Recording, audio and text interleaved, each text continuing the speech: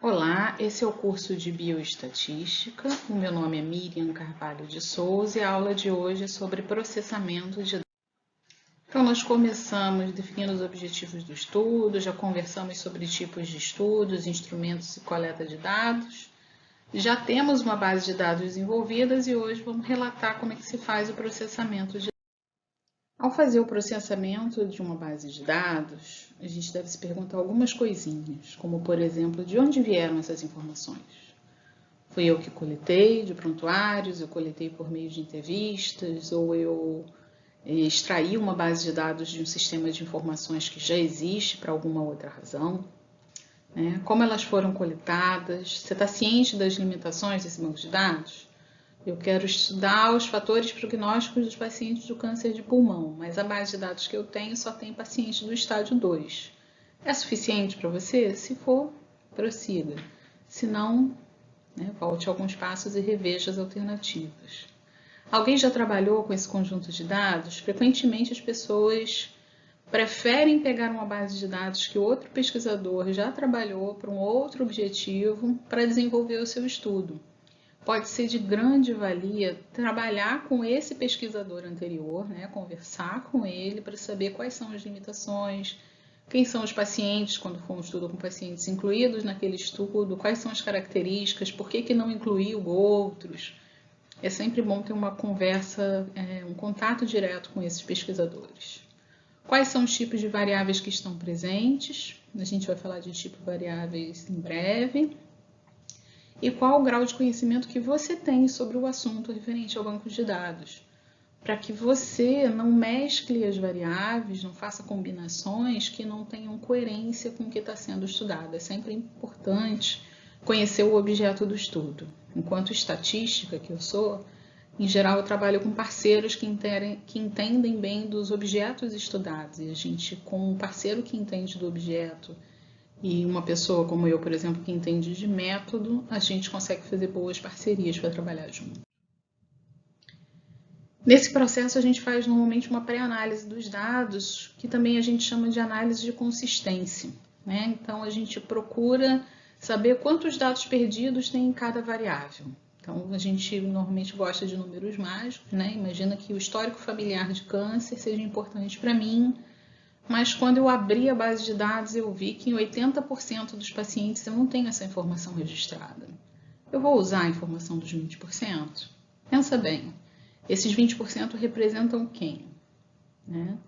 Então, essa avaliação que nós fazemos nessa hora aqui dos missing values. Erros de registro podem ser ou problemas de ortografia, então se você fez um campo aberto em que a pessoa digitava o sexo, por exemplo, feminino e feminino são duas coisas diferentes, então dá para acertar. E a gente tem a questão de valores discrepantes, que a gente tem que sempre ter muita atenção, porque pode ser um valor discrepante por um erro de digitação ou porque pode ser de fato um valor discrepante. Um valor que está ali fora do esperado da distribuição, mas que é possível que ele ocorra. As inconsistências são respostas que não atendem à estrutura do instrumento de coleta de dados, que seriam erros de sequência. No nosso questionário, por exemplo, do exemplo de câncer de pulmão, vocês lembram que na sequência os não tabagistas eles pulavam a carga tabágica e ia direto para performance e status. Então, se eu tenho um não tabagista com a carga tabágica preenchida, eu tenho um problema, é uma inconsistência. Então, pode ser que seja, na verdade, um tabagista em que alguém marcou um X como se fosse um nunca fumante, mas na verdade era um fumante. Então, a gente precisa voltar e rever essa informação antes de partir para a análise em si. Além disso, a gente pode recodificar e transformar algumas variáveis. Por exemplo, o tabagismo lá no nosso questionário, a gente coletou nunca fumou ou nega tabagismo, fumante atual ou ex-fumante.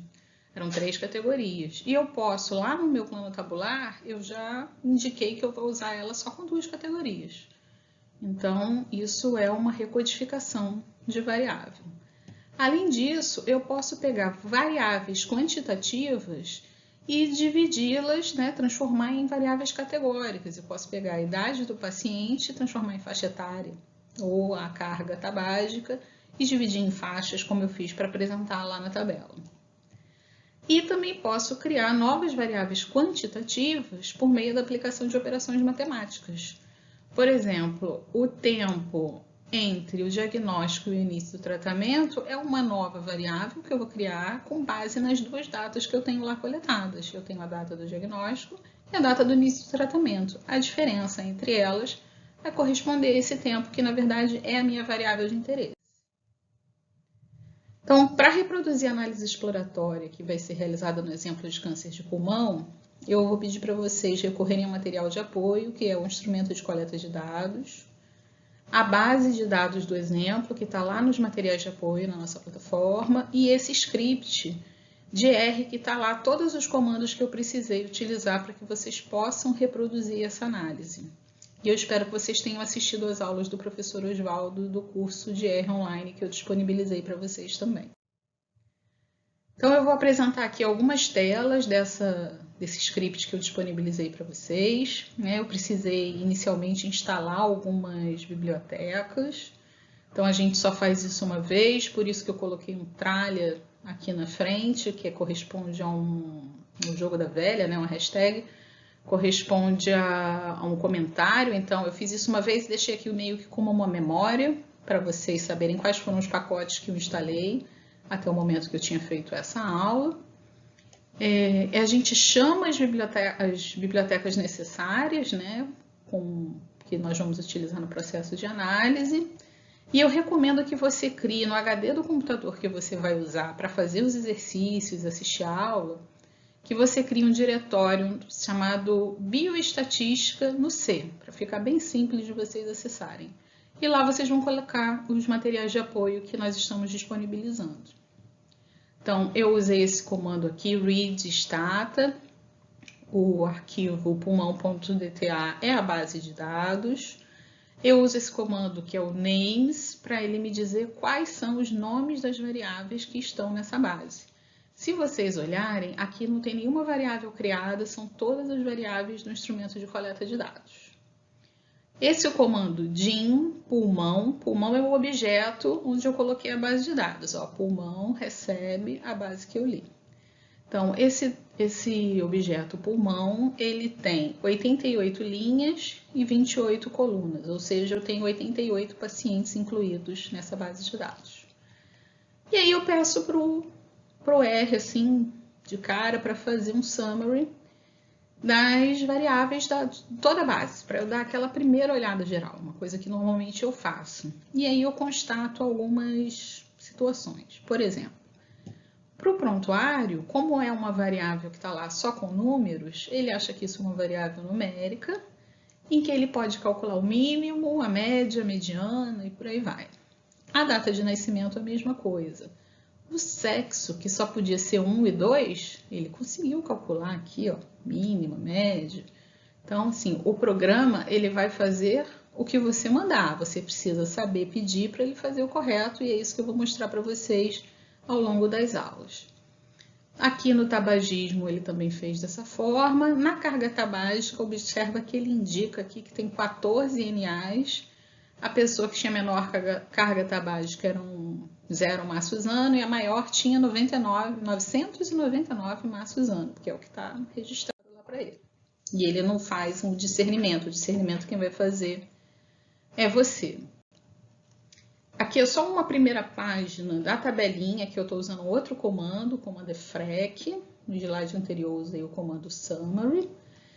Então, aqui no FREC eu peço frequências de diversos tipos, que depois eu vou explicar para vocês, da variável. Então, eu escrevi FREC, pulmão, dólar, prontuário, quer dizer, faço uma tabela de frequência da variável prontuário.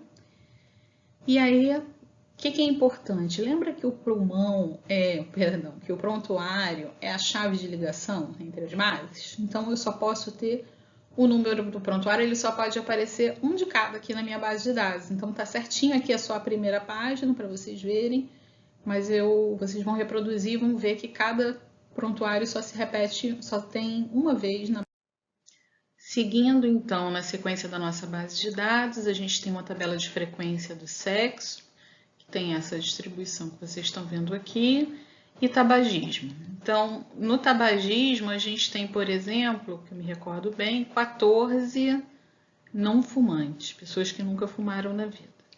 E na sequência eu pedi um summary da variável quantitativa carga tabágica. Então eu quero saber, a carga tabágica mínima foi 0 e a máxima foi 999 e ele está me dizendo aqui, o R, que a gente tem 14 pessoas sem informação sobre a carga tabágica.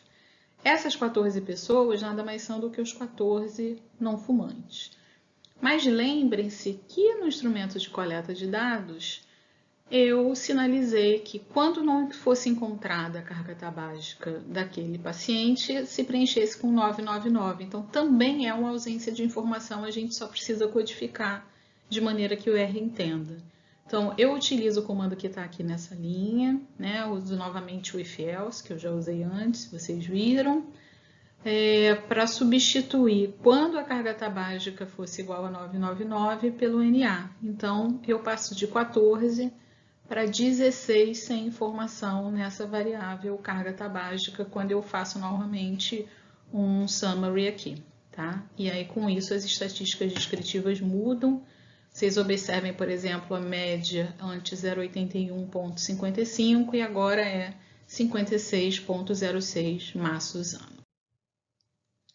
Aqui em relação à comorbidade, o que acontece é que a gente tem 22 pessoas que não têm nenhuma comorbidade, que são essas aqui, sinalizadas aqui em cima. E essas 22 pessoas, quando eu faço uma tabela das comorbidades de cada uma delas, elas vão aparecer como NA. Só que ela não é NA, ela corresponderia ao não. Ou seja, uma pessoa que na minha variável aqui, né, eu tenho 22 pessoas que está como NA.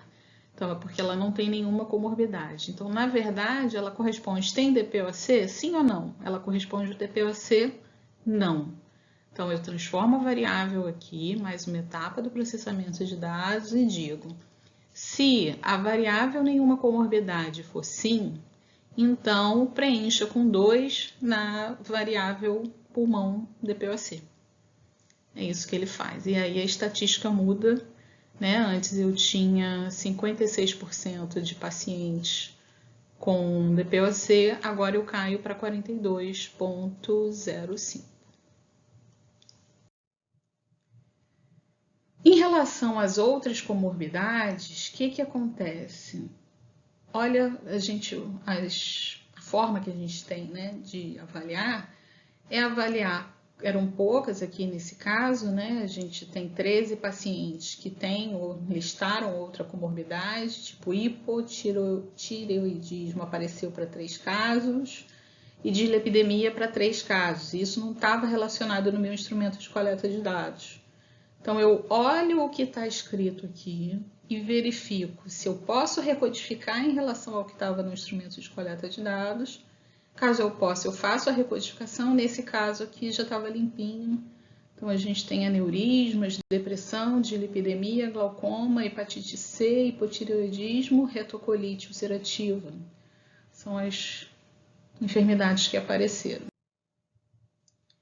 Aqui no estadiamento patológico, a distribuição me indica que eu tenho 9 pacientes sem informação.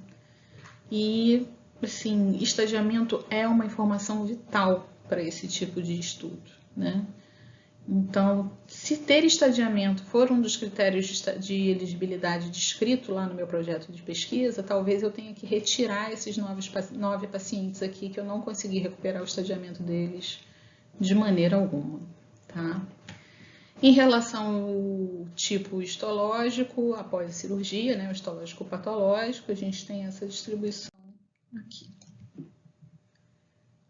Em relação à data do diagnóstico, aqui me apareceram alguns casos que foram diagnosticados em 2016 e 2017. O título do projeto, sempre fala de pacientes matriculados de 2010 a 2015. Mas e esses que foram diagnosticados aqui em junho de 2016, por exemplo, né? O que a gente faz com esses casos? A gente pode conversar sobre isso depois. Em relação ao estado vital, a gente tem essa distribuição, e as causas de óbito, elas ficaram aqui, algumas com 3 dígitos e outras com 4.